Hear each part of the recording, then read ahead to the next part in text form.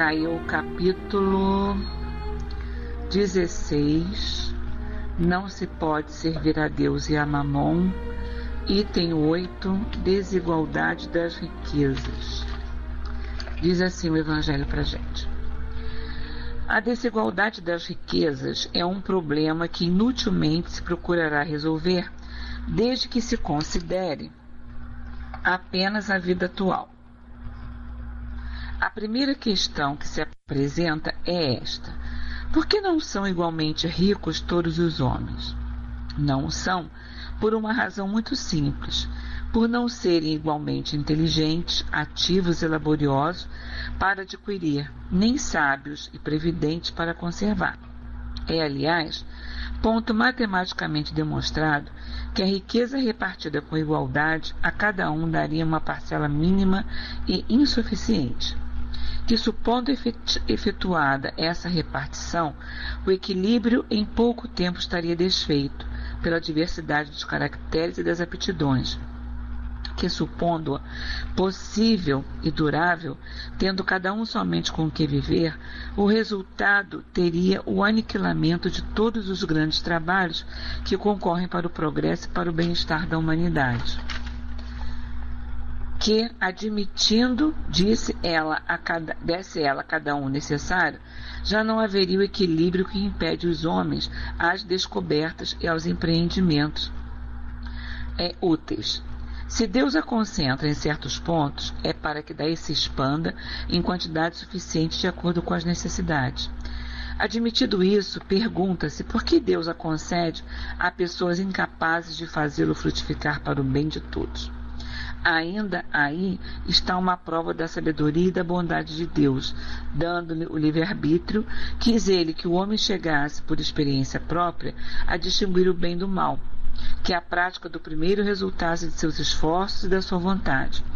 Não deve o homem ser conduzido fatalmente ao bem nem ao mal, sem o que não mais fora, senão um instrumento passivo e irresponsável, como os animais. A riqueza é um meio de o experimentar moralmente, mas como ao mesmo tempo é poderoso meio de ação para o progresso, não quer Deus que ela permaneça longo tempo improdutiva pelo que incessantemente a desloca. Cada um tem de possuí-la para se exercitar e utilizá-la a demonstrar que o uso sabe fazer dela. Sendo, no entanto, materialmente impossível que todos a possuam ao mesmo tempo, acontecendo, além disso, que se todos a possuíssem, ninguém trabalharia, com que o melhoramento do planeta ficaria comprometido, cada um a possui por sua vez. Assim, um que não a tem hoje, já teve ou terá noutra existência. Outro, que agora a tem, talvez não a tenha amanhã. Há ricos e pobres, porque sendo Deus justo como é, a cada um prescreve trabalhar a seu turno. A pobreza é para os que sofrem a prova da paciência e da resignação. A riqueza é para os outros a prova da caridade e da abnegação. Deploram-se com razão o péssimo uso que alguns fazem das suas riquezas, as inóbeis paixões que as cobiça provoca, e pergunta-se: Deus será justo dando-as a tais criaturas? É exato que se o homem só tivesse uma única existência, nada justificaria semelhante repartição dos bens da terra. Se, entretanto, não tivéssemos um visitante apenas da vida atual, e, ao contrário, considerarmos o conjunto das existências, veremos que tudo se equilibra com justiça. Carece, pois, o pobre de motivo, assim, para acusar a providência, como para invejar os ricos e estes para se glorificarem do que possuem. Se abusam, não será com decretos ou leis santuárias que se remediará o mal. As leis podem, no momento, mudar o exterior, mas não logram mudar o coração. Daí vencerem elas de duração efêmera e quase sempre seguidas de uma reação muito mais desenfreada. A origem do mal reside no egoísmo e no orgulho. Os abusos de toda a espécie cessarão quando os homens se regerem pela lei da caridade. É o que a gente tem que aprender e não aprende, né? Mas tudo bem, a lei de progresso, a gente vai evoluindo. Ok, vamos fazer então a nossa prece para iniciarmos a nossa conversa da noite de hoje. Roguemos assim: Jesus querido, amigo de todas as horas, mais uma vez nos encontramos e nos reunimos em Teu nome, Senhor, com o objetivo sempre de estudar a doutrina espírita, de estudar o Teu Evangelho, os Teus ensinamentos e, gradativamente, Senhor, incorporarmos isso ao nosso patrimônio espiritual. Rogamos a Tua ajuda, o Teu amparo, o Teu amor, como sempre devotas a cada um de nós, para que nessa caminhada, Senhor, possamos nos sentir mais seguros, mais firmes, mais certos, Senhor, daquilo que devemos realizar. Que seja em Teu nome, Mestre querido, que seja em nome dos espíritos que se comprometem com a divulgação da doutrina espírita, mas acima de tudo, em nome de Deus, te rogamos mais uma vez, ajuda-nos, Senhor, a vencer as nossas dificuldades, a vencer as nossas imperfeições. Permanece conosco, pois muito necessitamos de Ti. Que seja assim, agora e sempre, graças a Deus. Bom, vamos lá. Boa noite, Marli. Seja muito bem-vinda. Bom, a gente continua, né, esse tema desse capítulo que nos fala sobre as vidas sucessivas, objeções e críticas, no parágrafo que diz assim: quanto aos males individuais, diremos, colocando-nos em outro ponto de vista, não somos juízes das medidas exatas onde começa e acaba a expiação. Sabemos, porventura, quais são os casos em que a expiação, muitas almas, sem serem culpadas, mas ávidas de progresso, pedem uma vida de provas para mais rapidamente efetuarem sua evolução. O auxílio que devemos a estas almas pode ser uma das condições do seu destino, como do nosso, e é possível que estejamos adrede colocados em seu caminho para as aliviar, esclarecer e confortar. Sempre que nos ofereça o mínimo ensejo de nos tornarmos úteis e prestativos e deixamos de o ser, há de nossa parte mau cálculo, porquanto todo bem, todo mal feito remontam à sua origem com os seus efeitos. Fora da caridade não há salvação, disse Allan Kardec. Tal é o preceito por excelência da moral espírita. O sofrimento, onde quer que se manifeste, deve encontrar corações compassivos, prontos a socorrer e consolar. A caridade é a mais bela das virtudes. Só ela dá acesso aos mundos felizes. Olha só, nós temos assim o hábito de julgar ou prejulgar ou analisar situações que nós não sabemos o contexto daquela situação. Se eu vejo alguém, né, isso no exemplo geral, se eu vejo alguém com uma deficiência mental, eu digo assim, eu posso pensar assim, nossa, esse espírito em outra encarnação não soube usar a sua inteligência, não a usou dignamente, por isso retornou à vida com esse problema, com essa dificuldade, né, cognitiva, nessa dificuldade que ele apresenta, com essa característica. Se eu vejo alguém com uma dificuldade física de um membro, de um órgão, etc. e tal, eu também faço as minhas conjecturas. Certamente em outra vida deve ter utilizado mal, né, esse órgão ou este membro, essa perna, esse pé, essa mão, enfim, de uma certa forma, nós sempre nos perguntamos isso e muitas vezes afirmamos isso para nós mesmos, como se nós estivéssemos assim dando a explicação para uma coisa que nós não temos a mínima condição de conhecer, né?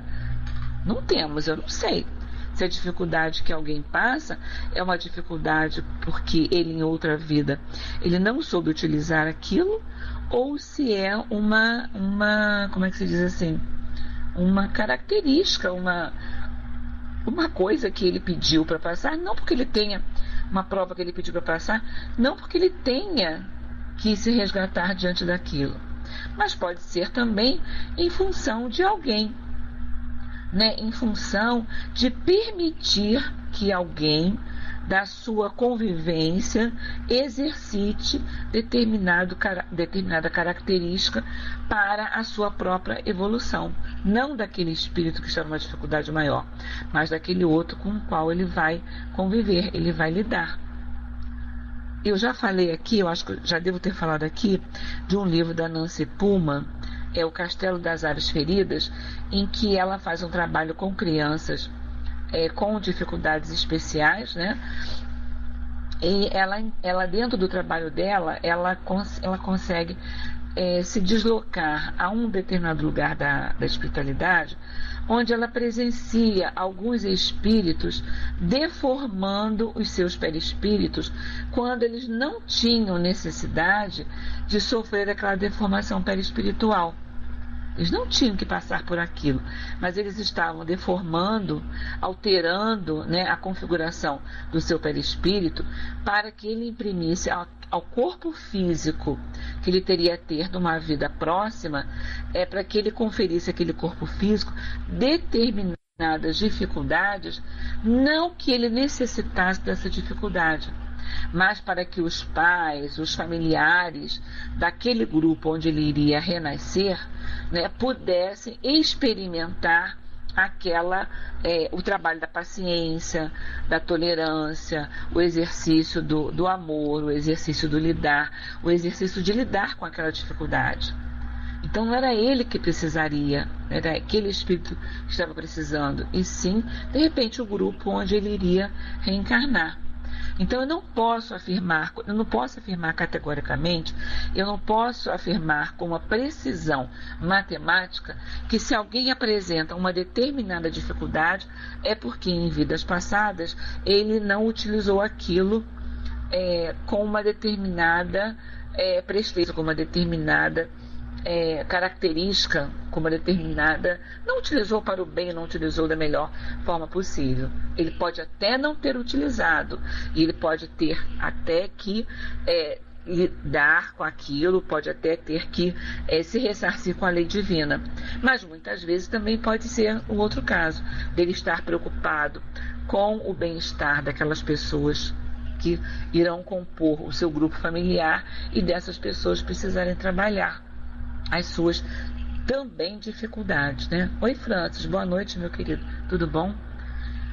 Não é? Então eu não posso afirmar categoricamente, olha só, você apresenta dificuldade tal porque em outra vida você não agiu corretamente desta maneira, ou nessa situação, ou naquela outra situação. Uma razão há, ou uma razão para ele se ressarcir diante da lei divina, ou também para auxiliar aqueles que estão à sua volta. Denis continua assim: muitas pessoas para quem a vida foi rude e difícil aterram-se com a perspectiva de a renovarem indefinidamente. Essa longa e penosa ascensão através dos tempos e dos mundos enche de pavor aqueles que, tomados de fadiga, contam com um descanso imediato e uma felicidade sem fim. É certo que se precisa ter têmpera na alma para contemplar sem vertigem essas perspectivas imensas. A concepção católica era mais sedutora para as almas tímidas, para os espíritos indolentes, que, segundo ela, poucos esforços tinham a fazer para alcançar a salvação. A visão do destino é formidável. Só espíritos vigorosos podem considerá-lo sem fraquejar, encontrar na noção do destino o incentivo necessário à compensação dos pequenos hábitos confessionais, a calma e a serenidade do pensamento. Porque se eu penso assim, eu tenho as minhas dificuldades, né? Mas a partir do momento em que eu confesso que eu tenho essas dificuldades e que eu me submeto a um determinado ritual, então essas dificuldades cessaram, né? Cessaram. A partir do momento em que eu me comprometo a atender uma determinada promessa, então as minhas dificuldades podem cessar. Né, como ele coloca aqui, essa longa e penosa ascensão através dos tempos e dos mundos enche de pavor aqueles que, tomados de fadiga, contam com um descanso imediato e uma felicidade sem fim. É certo que precisa ter temperanalma para contemplar, sem vertigem, essas perspectivas imediatas. A concepção católica era mais sedutora para as almas tímidas, para os espíritos indolentes, que, segundo ela, poucos esforços tinham que fazer para alcançar a salvação. Bastaria que eu me confessasse daquilo que eu havia feito de errado e pronto, eu estava salva, minha alma estaria salva, né? Agora, o que é esse arrependimento? O que é esse confessar e confessar esse arrependimento? Eu me arrepender ali naquele momento em que eu estou confessando, ou eu fazer uma análise do meu comportamento, da minha conduta ao longo do tempo, ao longo dos dias, ao longo dos meses, ao longo da vida e tentar modificar? Né? É mais fácil eu acreditar que eu fazendo, seguindo um determinado ritual, eu estou livre, eu fui salva, do que eu ter que refletir. Porque aquilo que eu preciso refletir, aquilo que eu preciso pensar, aquilo que eu preciso elaborar, certamente eu conseguirei essa vitória com mais dificuldade, mas é uma coisa incorporada ao meu patrimônio espiritual. Eu pensei, eu sofri, eu vivenciei, eu sofri, eu me angustiei, eu pensei, eu refleti, eu tornei a refletir, eu tornei a pensar e eu iniciei um processo de transformação. Então, quando eu adquiro esse processo de transformação, quando eu começo a ver o meu hábito, aquilo que eu faço, e depois eu caio em mim, com as palavras que eu emiti, com os pensamentos que eu emiti, né? E falo, puxa vida, isso não foi certo. Eu não agi da maneira correta. Eu não gostaria que fizessem comigo. Como é que eu saio falando isso, ou eu saio agindo dessa forma ou de outra forma? Quando eu, né, entendo que eu agi errado e que eu paro, que me arrependo, né, e fico lá angustiada, puxa, eu não agi direito, e vou refletir em cima da minha ação, eu estou no caminho de uma mudança daquele comportamento. Eu posso ter outros que também não são muito dignos, mas naquele momento, sobre aquela minha ação, eu começo a refletir. Então, sobre aquela ação, com certeza, se em outro momento eu voltar a vivenciar uma situação semelhante, eu vou pensar 2 vezes antes de agir da forma como eu agia. Então, se eu vou pensar 2 vezes e vou modificar a minha forma de agir, então eu estou no processo de crescimento espiritual. Eu estou no processo de mudança do meu espírito. Eu estou no processo de aprimoramento daquilo que me incomoda. Eu não quero mais aquilo para mim. Então eu estou num processo de conhecimento, de crescimento. E eu não vou agir assim dessa forma. Isso vai acontecer com todas as minhas mazelas, com todas as dificuldades que eu tenho? Não, não vai.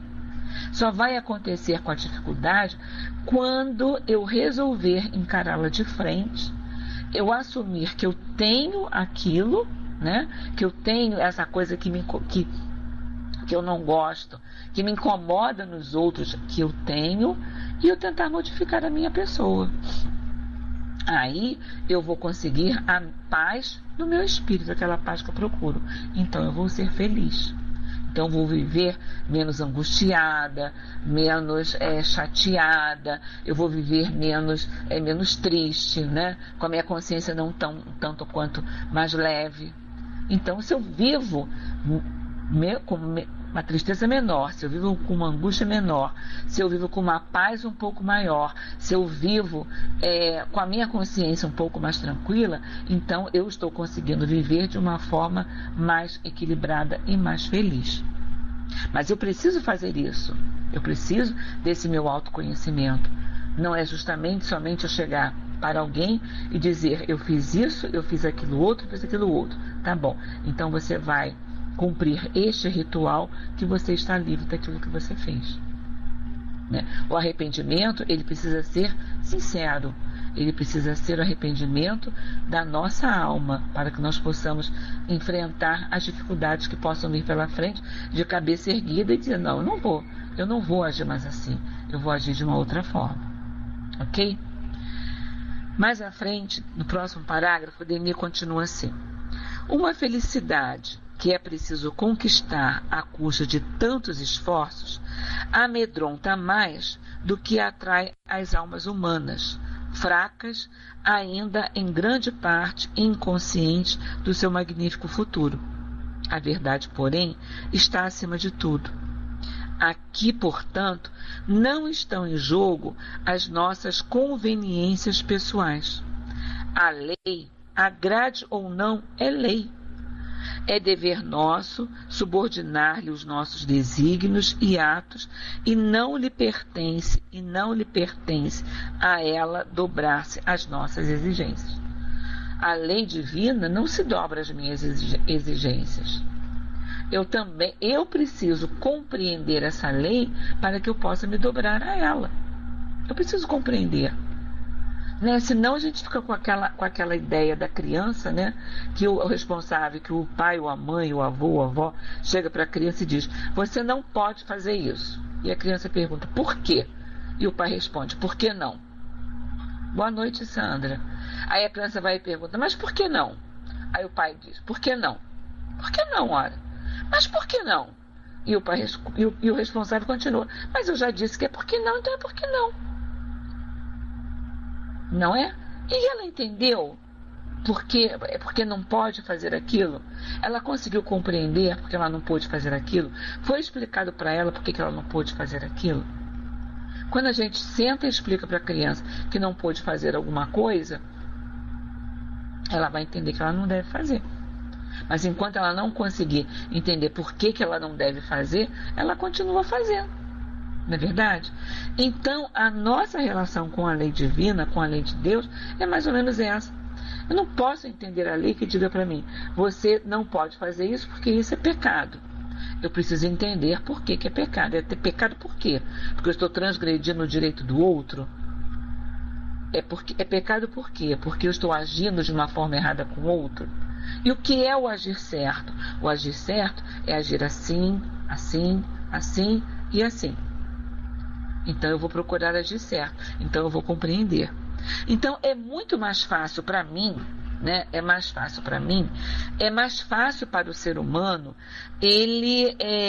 como o Denis diz aqui, é mais fácil para ele achar que a definição de vida, a felicidade vai estar lá na mão do outro, então o outro vai resolver tudo. E não que ele tenha que conquistar, é como ele diz, uma felicidade que é preciso conquistar à custa de tantos esforços, amedronta mais do que atrai as almas humanas fracas, ainda em grande parte inconscientes, do seu futuro magnífico. Para eu ser feliz, eu vou ter que trabalhar tanto assim? Nossa, mas dá muito trabalho. Isso dá muito trabalho. Dá muito trabalho ser espírita. Dá muito trabalho ser espírita. Porque a gente tem o conhecimento, a doutrina espírita nos mostra o conhecimento, ela não impõe isso pra gente. Ela não diz, você não pode fazer. Ela não diz, você não pode fazer. Lembra da frase de Paulo, tudo me é lícito, mas nem tudo me convém. Então ela não diz, você não pode fazer, você está errado quando você faz. Você vai fazer e você vai compreender, através da tua dor, da tua consciência, se o que você fez está certo ou está errado. Então dá trabalho. Né? Dá trabalho. É mais fácil eu achar que o outro vai resolver a felicidade para mim. E se eu não for feliz, eu vou culpar o outro. Eu vou dizer para o outro, mas eu não fui feliz por quê? Por que eu não sou feliz? Né? Por que isso me acontece? Onde está Deus que não vê o que está me acontecendo? né? Eu falo isso, eu pergunto isso, eu questiono isso, né? Eu questiono tudo isso. Mas não é assim, não é assim, né? É a minha mudança que vai fazer com que eu veja a vida de um outro ângulo. E quando eu começo a ver de um outro ângulo, então eu começo a entender o que é a lei divina. Boa tarde, Afonso. Boa noite, aliás. Boa noite, Afonso. Ok? A Deni continua assim pra gente. A morte não pode transformar um espírito inferior em espírito elevado. Somos nesta como na outra vida o que fizemos intelectual e moralmente. Isso é demonstrado por todas as manifestações espíritas. Há quem diga, entretanto, que só as almas perfeitas penetrarão nos reinos celestes. E, por outro lado, restringem os meios de aperfeiçoamento ao círculo de uma vida efêmera. Pode alguém vencer suas paixões, modificar seu caráter durante uma única existência? Se alguns o têm conseguido, que pensar da multidão dos seres ignorantes e viciosos que povoam o nosso planeta? É admissível que sua evolução se restrinja a essa curta passagem pela Terra, onde encontrarão também os que se tornaram culpados de grandes crimes, as condições necessárias à reparação. E se não fosse nas reencarnações ulteriores, tornaríamos forçosamente a cair no labirinto do inferno, mas o inferno perpétuo é tão impossível como um paraíso eterno. Porque não há ato, por mais louvável, nem crime, por mais horrendo, que produza uma eternidade de recompensas ou de castigos. Isso é muito fascinante na doutrina espírita, né? Ela mostrar para você que não existem penas eternas, que eu posso ter errado, eu posso ter cometido ações bárbaras, eu posso ter cometido crimes diante da humanidade de uma crueldade imensa, mas nem por isso eu estou fadado a sofrer eternamente. Nem por isso eu estou fadado a viver eternamente no inferno, num labirinto de inferno, lá no inferno, ou no umbral, como queiramos chamar. Eu errei, a criatura errou, ela cometeu crimes hediondos, ela cometeu uma série de coisas, mas nem por isso ela está desamparada, nem por isso ela está sozinha, nem por isso ela vai ser jogada ao relento, nem por isso ela vai deixar de ser assistida. Ela vai ser assistida, ela vai ser amparada, ela vai ser ajudada, ela vai ser auxiliada, ela vai ter tantas oportunidades como todos nós teremos de se arrepender daquilo que fez e tentar traçar seu novo caminho. Ela vai ter as mesmas oportunidades. Não, lembremos sempre, não há privilégios na lei divina. Todos nós somos iguais diante de Deus. Nenhuma das ovelhas do meu Pai se perderá. Jesus não afirmou isso para a gente? Nenhuma das ovelhas do meu Pai se perderá. Então, todos nós teremos tantas oportunidades quantas forem necessárias para que nós possamos refazer as nossas atitudes erradas. Ah, mas isso vai demorar quanto tempo? Não sei. Não podemos precisar quanto tempo. 1, 2, 3, 4, 5, 10, 20, 30 encarnações. Quem pode dizer quantas encarnações serão necessárias para se ressarcir diante da lei de Deus? Deus coloca para a gente um tempo limitado. Olha, o teu prazo de validade, Ele nos dá um prazo de validade. Teu prazo de validade é de 200 anos. Teu prazo de validade é de 50 anos, teu prazo de validade é de 1000 anos. Ele não dá prazo de validade para a gente. Ele não dá esse prazo de validade. Ele vai nos auxiliando, despertando em nós a necessidade da mudança. Nós precisamos mudar. Então ele vai nos dando condições que nós escolhemos. Nós não podemos esquecer nunca disso. Nós escolhemos essas condições.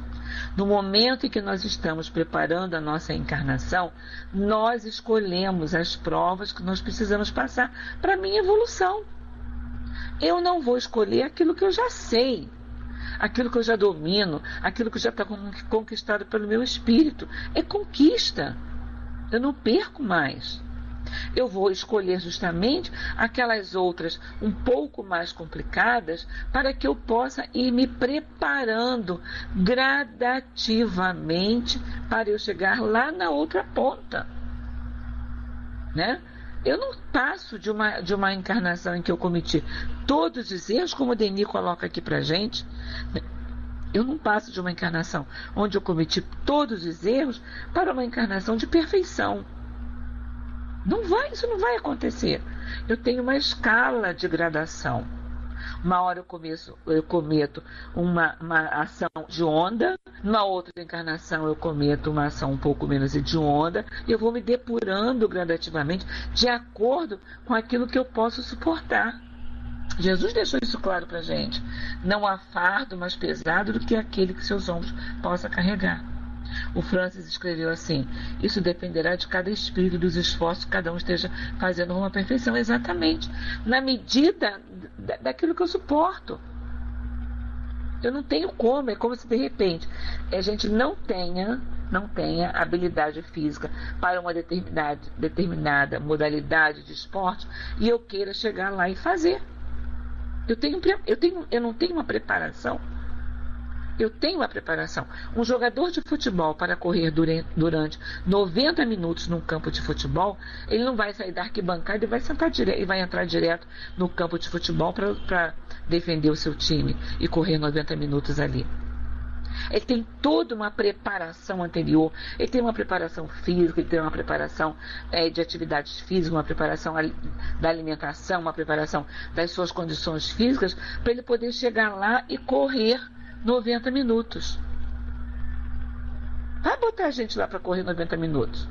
Vamos lá correr 90 minutos dentro de um campo. Daqui a 10 minutos eu já estou com 10 palmos de língua para fora, já estou caindo no chão, meu coração, minhas pontes já não aguentam mais. Né? Então tudo tem uma preparação. Eu tenho uma preparação física para chegar àquilo. O atleta que vai para uma Olimpíada, ele tem uma preparação física, ele tem treinos diários.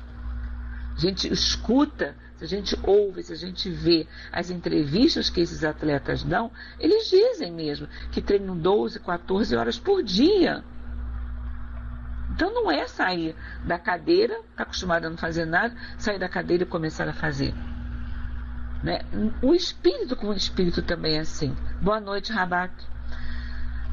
Com o espírito também é assim. Então eu não saio de uma condição em que eu fiz tudo errado e entro numa condição de perfeição na vida seguinte. Eu não saio da condição de espírito encarnado, onde eu fiz tudo errado, e entro na condição de espírito desencarnado como um ser perfeito. Como o Denis coloca aqui, a morte não pode transformar um espírito inferior em espírito elevado. A morte não é o meu passaporte para isso. Né? Não é o meu passaporte. Eu vou continuar a ser desencarnada a mesma pessoa que eu sou aqui encarnada, com as mesmas características, com as minhas aquisições do bem e com aquelas aquisições que eu não consegui modificar ainda. Então eu vou ser a mesma pessoa. Eu não vou me santificar, eu não vou ser santa, eu não vou virar santa porque eu perdi o corpo físico. Para eu poder mudar, né, essas condições, eu tenho essas diversas encarnações ao meu favor, para que eu possa, em cada uma delas, trabalhar uma dificuldade específica, para que eu gradativamente possa me transformar.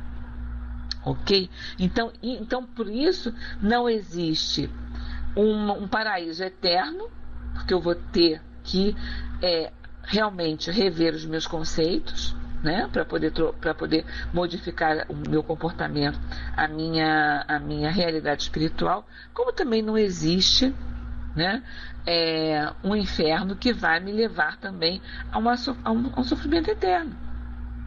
Não tem um ditado antigo que diz, como é que é? Não há mal que sempre dure, nem bem que nunca se acabe. Né? Então, eu tenho a oportunidade da mudança. Agora eu preciso trabalhar. A oportunidade me é dada. Que oportunidade é essa? A encarnação. Eu recebo a encarnação como oportunidade de trabalhar essas dificuldades. Se eu vou trabalhar ou se eu não vou trabalhar, é outro questionamento. A oportunidade vem, eu recebo e escolho.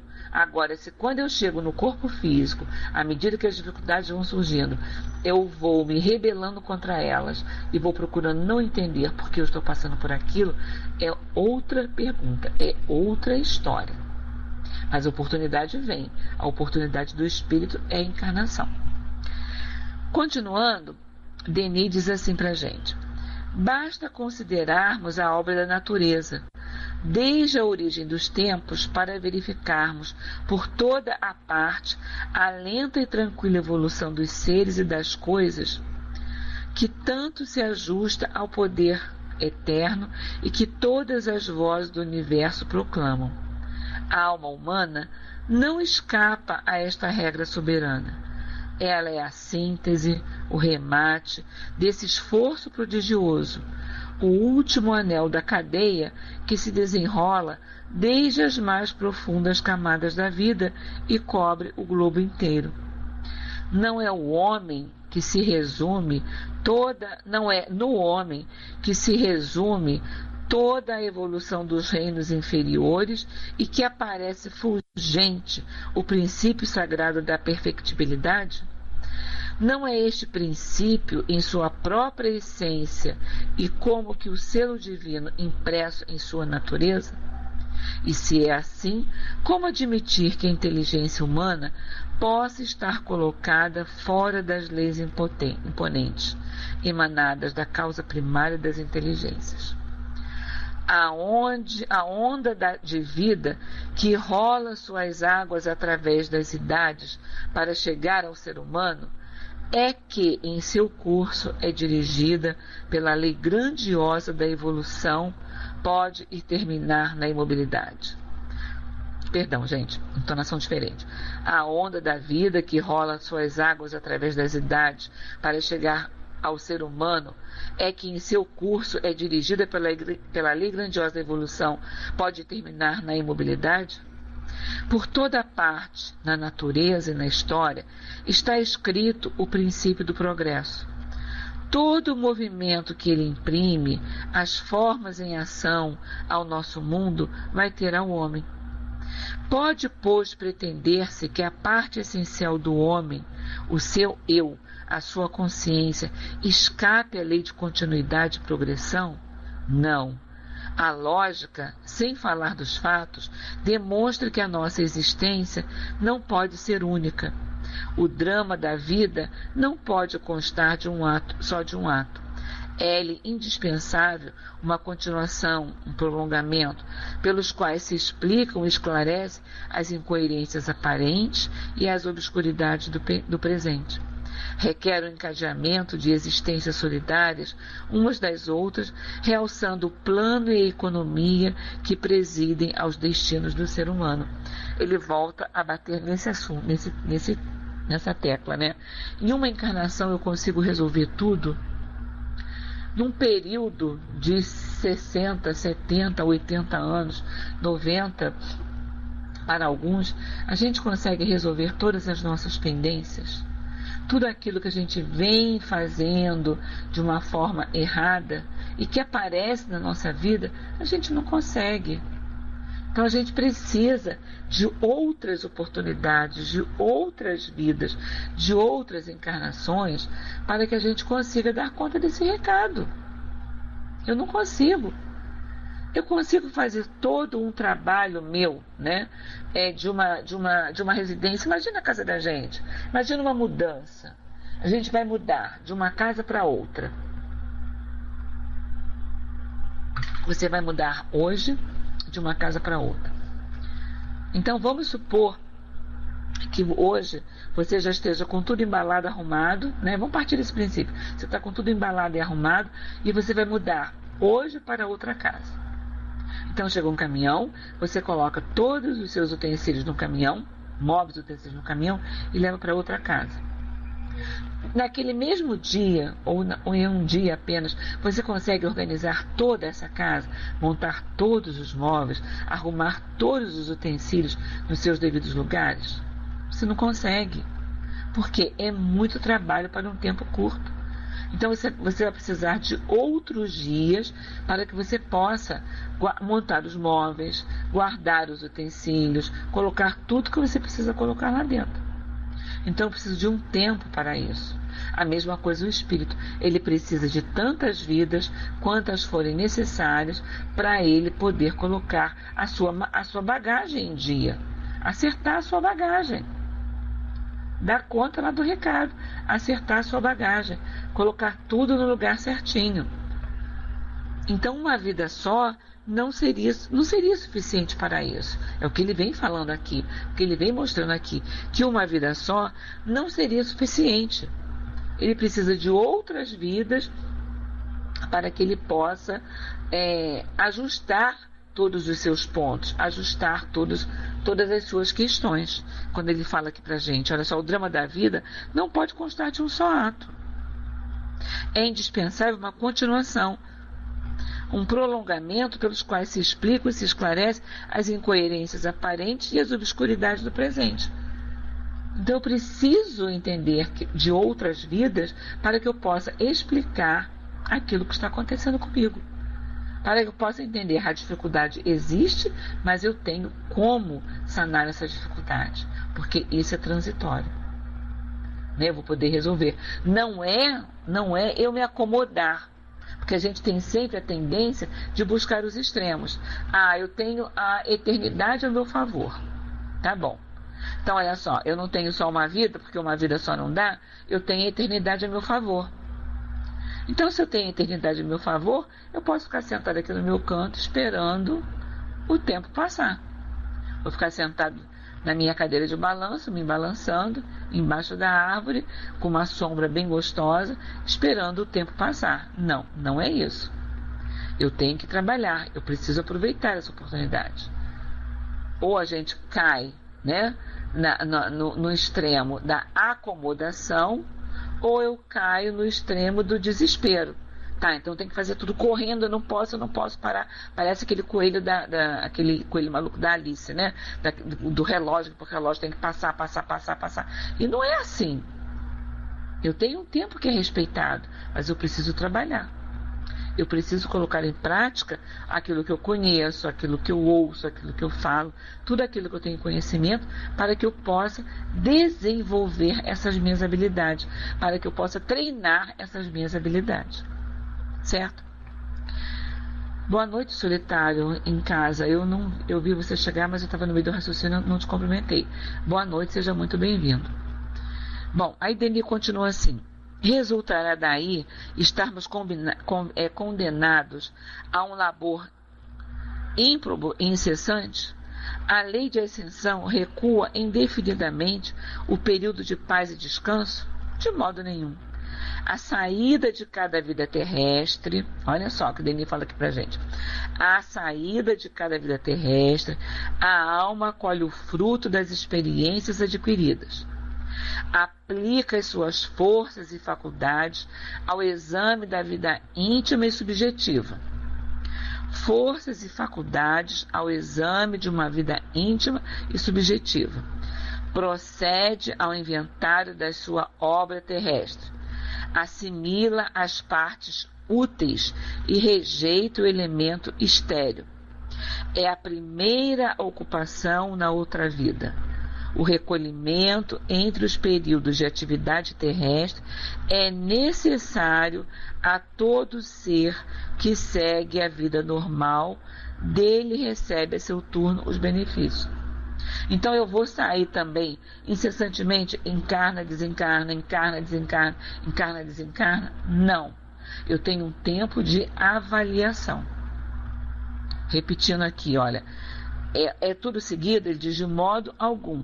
A saída de cada vida terrestre, a alma colhe o fruto das experiências adquiridas. Olha só, nesta encarnação eu vivenciei isso. Eu vivenciei a paciência, eu vivenciei a intolerância, eu vivenciei a oportunidade de me doar ao outro, eu vivenciei isso tudo, tá? Eu aprendi, tudo bem, tá? Eu vivi isso tudo, então eu passo lá o videotape da minha vida. Aplica suas forças e faculdades ao exame da vida íntima e subjetiva. Então eu não vou analisar apenas os atos de superfície, eu vou analisar os meus atos que só eu tenho esse conhecimento. Né?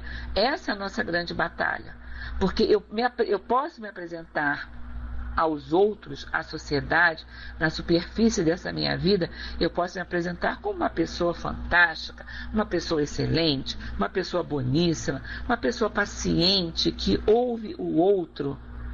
Né? Olha como aquela pessoa, né, na casa espírita, como fulano é tão paciente, como fulano é tão solidário, como fulano é tão prestativo. Eu posso me apresentar assim na superfície da sociedade.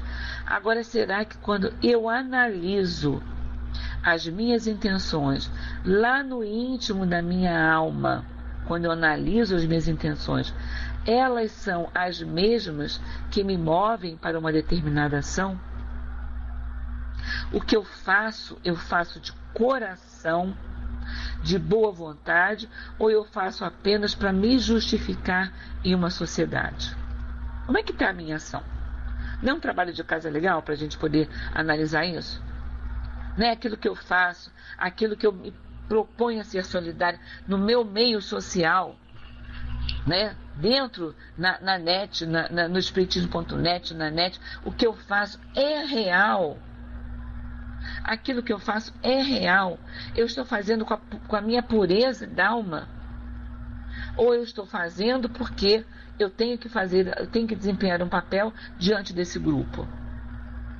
Eu sou uma pessoa boa de verdade ou sou uma pessoa boa perante um grupo? Eu sou uma pessoa calma de verdade, solidária, fraterna de verdade, lá no âmago da minha alma, ou eu sou calma, solidária e fraterna somente diante de um grupo? Como é que é? Como é que eu funciono? Então eu tenho determinados aspectos da minha personalidade, do meu espírito, que só eu conheço. Nem a pessoa que vive comigo conhece muitas vezes. Nem o companheiro que divide a vida comigo, que dorme, que acorda, que levanta, que divide o dia, que divide as dificuldades do dia a dia comigo, muitas vezes o companheiro não sabe quem eu sou. Não sabe quem eu sou. Muitas vezes o marido não conhece a mulher tão intensamente, como a mulher também não conhece o marido de uma forma tão intensa. Eu tenho determinados aspectos que só eu sei. Entende? Então, eu sei quando eu estou agindo de acordo com o ensinamento do Cristo, ou quando eu estou, agindo de uma forma superficial, para que eu passe a impressão de que eu sou uma pessoa solidária, fraterna, amiga.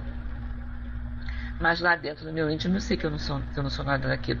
Eu tenho o meu orgulho, eu tenho a minha insensatez, eu tenho uma série de coisas que só eu tenho conhecimento, que habitam a minha alma. Quem está de fora não vê.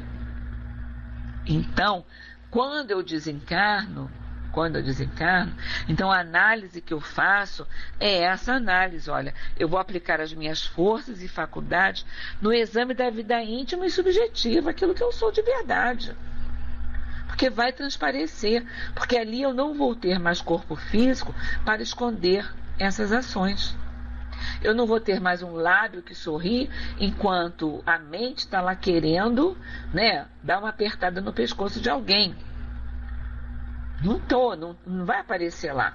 Vai aparecer na realidade aquilo que eu estou pensando. Então, isso vai aparecer lá. E ele continua aqui. Procede o inventário da sua obra terrestre. Eu vou rever tudo aquilo que eu fiz. Assimila as partes úteis e rejeito o elemento estéril. Tá, olha só, na minha vida, tudo isso aqui aconteceu. O que tem de bom daqui para eu tirar?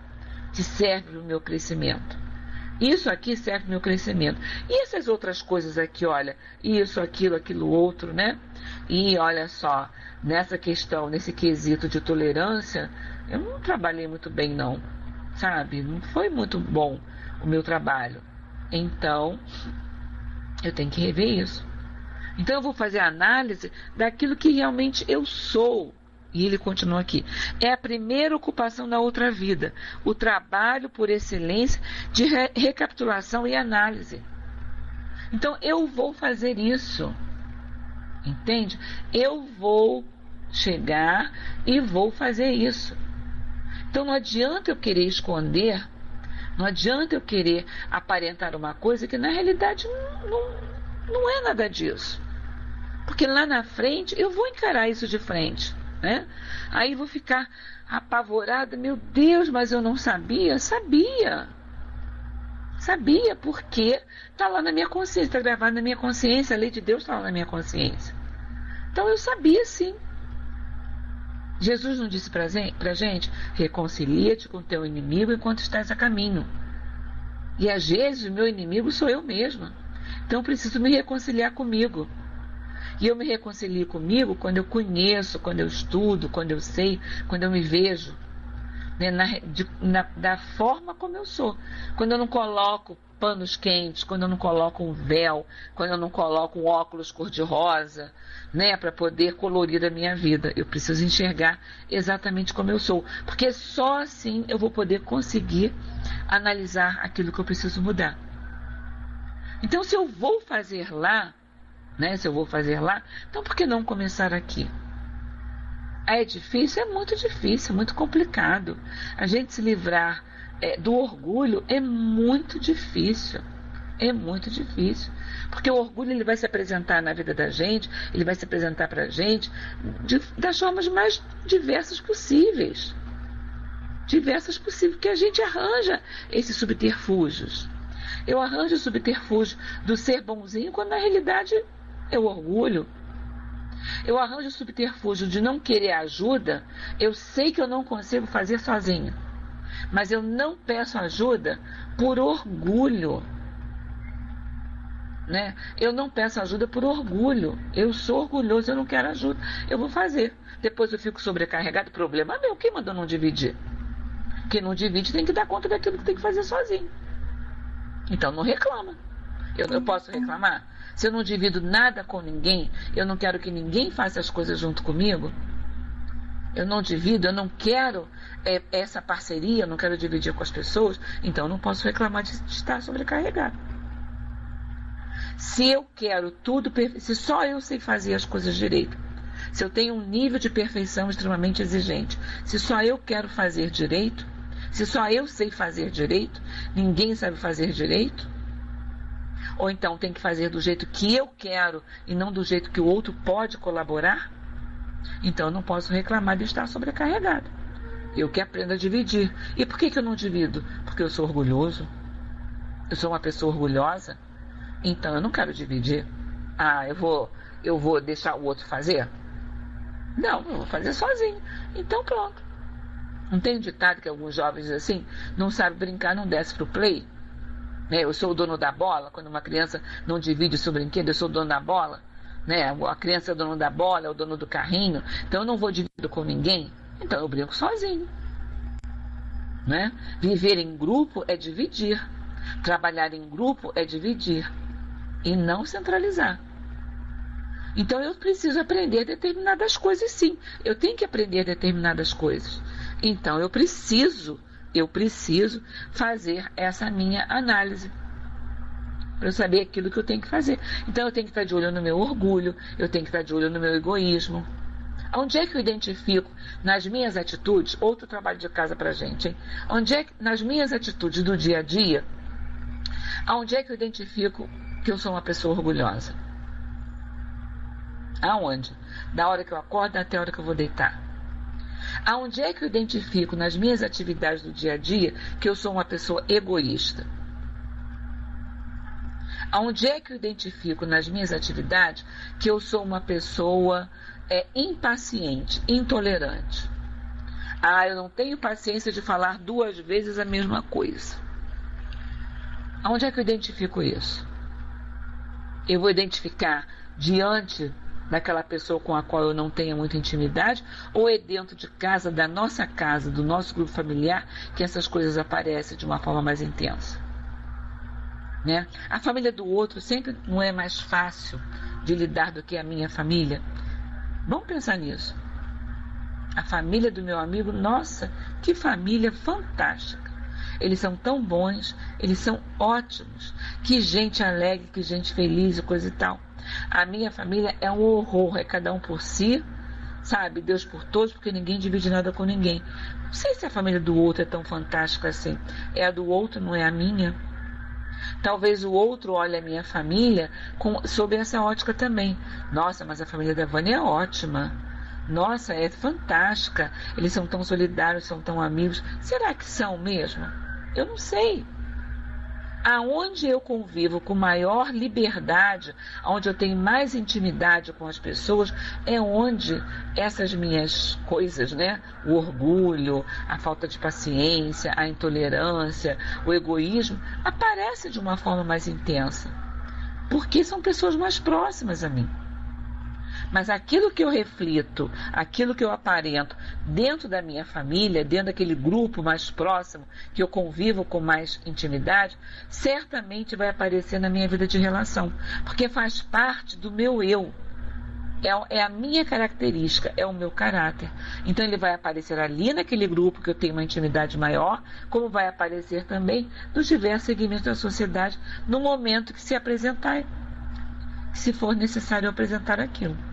Enquanto as coisas acontecem do jeito que eu quero, tá ótimo. Mas a partir do momento em que alguém contraria o meu desejo, então eu começo, né, como diz o ditado popular, eu coloco as manguinhas de fora. Eu coloco as unhas de fora, né? Porque rosnam lá para o outro. Por quê? Porque não está sendo feito aquilo que eu quero. Então ali está aparecendo quem eu sou de verdade. Talvez eu nem saiba, eu nem tenha conhecimento ou tenha consciência daquilo ali. Mas aquilo ali sou eu. Aquilo ali é o meu eu. Né? Então está aparecendo ali. Então é esse meu eu que aparece de vez em quando, né? Quando eu menos espero, aparece. É esse meu eu que eu preciso trabalhar. É esse meu eu que eu preciso, sabe, parar para pensar, puxa vida, olha só, e não é que eu faço isso? E não é que eu ajo dessa forma? Não é que eu faço, que eu vou fazer tudo isso desse jeito? Nem eu me dava conta de que eu podia fazer assim. Então é esse eu que aparece de vez em quando a gente menos espera, ele salta, né? Porque não foi uma atitude estudada, não foi uma atitude previamente estabelecida. É a atitude que aparece de uma hora para outra. Quando eu estou quente, né? Eu dou um boi para não entrar numa briga, mas dou uma boiada para não sair da briga. O que é isso de não dar uma boiada para sair da briga? Quando eu me esquento, né? Quando eu me esquento, a coisa não fica boa. O que é esse quando eu me esquento? Que reação eu tenho quando eu me esquento? Né? Então nessas horas é que vão aparecer essas chagas, essas mazelas, essas dificuldades que nós temos e que eu preciso trabalhar. É isso que vai aparecer. É nesse momento. Então eu tenho que ter olhos de ver, ouvidos de ouvir, para ver as minhas ações, ouvir a minha fala e perceber a minha reação, que é para eu poder trabalhar. Mas eu só vou fazer isso se eu estiver apta, se eu estiver consciente de que eu preciso trabalhar a minha realidade espiritual. Então apareceu, né, o sangue subiu a cabeça, eu fiquei vermelho, eu perdi a calma, eu perdi a paciência, eu fiz uma besteira, uma grande besteira. Tá, então é nessa hora que eu tenho que parar e pensar, olha só, você fez a besteira porque aconteceu isso, isso e isso. Então você tem a capacidade de fazer besteira. Então vamos rever o nosso comportamento? Quando aquela situação aparecer outra vez, como é que eu vou fazer? Aí eu posso repensar, não é mesmo? Nós vamos parar por aqui, que já são 7h15, 7h16, o Célio daqui a pouquinho está entrando por aí. Ok? Muito obrigada pela presença, muito obrigada pela paciência. Vamos então fazer a nossa prece, agradecendo a Deus a oportunidade que a gente tem de estudar, de ler, de refletir, né? É muito bom a gente poder fazer isso. Então vamos agradecer a Deus. Jesus, amigo querido, companheiro nosso de todas as horas, é com grande alegria, Senhor, que te agradeço o trabalho, pela oportunidade do estudo, da reflexão, pela oportunidade da mudança do espírito, dos nossos espíritos. Obrigado, Mestre, por todas as lições que deixaste para nós, esses amigos espirituais que nos ajudam, que nos coordenam, que nos auxiliam, que nos sustentam na tarefa e nos sustentam a caminhada. Que a tua paz possa se fazer sentir em nossos corações, que o teu amor, Senhor, seja sempre o guia seguro da nossa caminhada e das nossas ações também. Que seja em teu nome, mestre amigo, que seja em nome dos espíritos comprometidos com a divulgação doutrinária, Caio Barchu, teu Leão Denis, Gabriel Delane, enfim, Senhor, por todos esses amigos espirituais, te pedimos mais uma vez, permaneça conosco, Senhor, pois muito necessitamos de ti. Que a tua paz nos envolva agora e sempre, graças a Deus.